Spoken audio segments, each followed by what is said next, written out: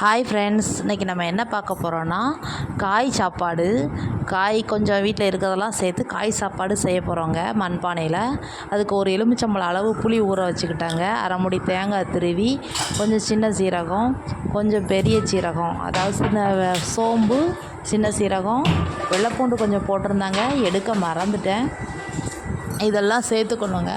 காயம் ஒரு டம்ளரில் தண்ணி கரைச்சி வச்சுருந்தேன், அதையும் வீடியோ எடுக்க மறந்துட்டேன் ஃப்ரெண்ட்ஸ்.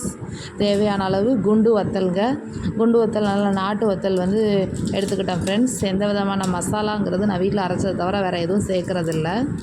குண்டு வத்தல் வேணுங்கிற அளவுக்கு உங்கள் சாப்பாடுக்கு நான் அன்றைக்கி 1.5 டம்ளர் அரிசி எடுத்திருக்கேன். அந்த காரத்துக்கு தகுந்த மாதிரி ஒரு 10 வத்தல் வரைக்கும் சேர்த்துக்கிட்டேன். 1.5 டம்ளருங்கிறது எந்த டம்ளரால் நீங்கள் அளந்துக்கிறீங்களோ அதில் 1.5 டம்ளர் நான் அரிசி எடுத்துக்கிட்டேன். அதில் 3/4 டம்ளர் அளவுக்கு பருப்பு எடுத்துக்கிட்டேன். அந்த மசாலாவில் கொஞ்சம் மஞ்சள் இடித்து போட்டு எடுத்துக்கிட்டேன் ஃப்ரெண்ட்ஸ். ஒன்றா அரைச்சிக்கிட்டேன். இந்த அரிசியையும் பருப்பையும் கழுவி ஊற வச்சுட்டேன். ஒரு மண்பானையில் கொஞ்சம் எண்ணெய், அதாவது கடலெண்ணெய், கொஞ்சம் கடுகு, சோம்பு சேர்த்து தாளித்தேன். ஆனால் நான் அதை எடுக்க மறந்துட்டேன். காய்கறிகள் வெட்டி வச்சுருந்த காய்கறிலாம் பார்த்துருப்பீங்க. அதாவது கொஞ்சம் கேரட்டு, உருளைக்கிழங்கு, கொஞ்சம் முருங்கைக்கீரை, தக்காளி, இதெல்லாம் போட்டு நல்லா வதக்கினேன். புளி கரைச்சி ஊற்றியாச்சு ஃப்ரெண்ட்ஸ். நல்லா வதக்கணும், சுருளை வதக்கணும். புளி கரைச்சி நல்லா ஊற்றிட்டேன். மசாலா அரைச்சதையும் உள்ளே கலந்தாச்சு ஃப்ரெண்ட்ஸ். அதுக்கப்புறம் உப்பு தேவையான அளவுக்கு நம்ம உப்பு போட்டுக்கிட்டோம்.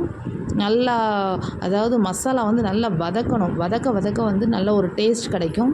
மூடி கொதிக்க வச்சாச்சு ஃப்ரெண்ட்ஸ். மண் பாத்திரம் எப்படி இருக்குதுன்னு சொல்லுங்கள். கொதி வந்த உடனே நல்லா ஊற வச்ச அரிசி பருப்பை நம்ம நல்லா கழுவி நீட்டாக எடுத்து நல்லா கொதித்து வந்த பிறகு நம்ம மண்பானையில் சேர்த்துக்கலாம் ஃப்ரெண்ட்ஸ். நல்லா கொதி வரவும் சேர்த்தா தான் சாப்பாடு நல்லா கெட்டு போகாமல் நல்லாயிருக்கும் ஃப்ரெண்ட்ஸ். இது உண்மையிலே ரொம்ப டேஸ்டியாக இருந்தது ஃப்ரெண்ட்ஸ். 1 pot rice. அதுவும் இல்லாமல் நான் தண்ணியெல்லாம் ரொம்ப அளவாக அளந்து எடுக்கலை. அதுக்கு முருங்கைக்கீரை காம்பினேஷனாக வச்சு சாப்பிட்டேன் ஃப்ரெண்ட்ஸ். பிள்ளைங்க முருங்கைக்கீரைனாலே சாப்பிட்றதில்ல, ஆனாலும் வச்சு கொடுத்தேன் ஃப்ரெண்ட்ஸ்.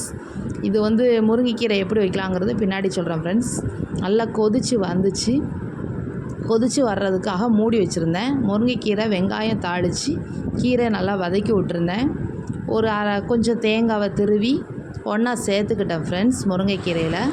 இது கடைசியாக இறக்க போக முன்னாடி நெய் ஊற்றி இறக்கணும் ஃப்ரெண்ட்ஸ். நல்லா கொதித்து மண்பானையில் எப்படி நல்லா ஊறி போய் இருக்குன்னு பாருங்கள். இது முருங்கைக்கீரைக்காக நான் தாளித்தது. முருங்கைக்கீரை நல்லா வதக்கி எடுத்துக்கிட்டேன் ஃப்ரெண்ட்ஸ். சத்தும் கூட, நல்ல குளிர்ச்சியும் கூட. பிள்ளைங்களுக்கு கண்டிப்பாக செஞ்சு கொடுங்க ஃப்ரெண்ட்ஸ். தேங்க்யூ.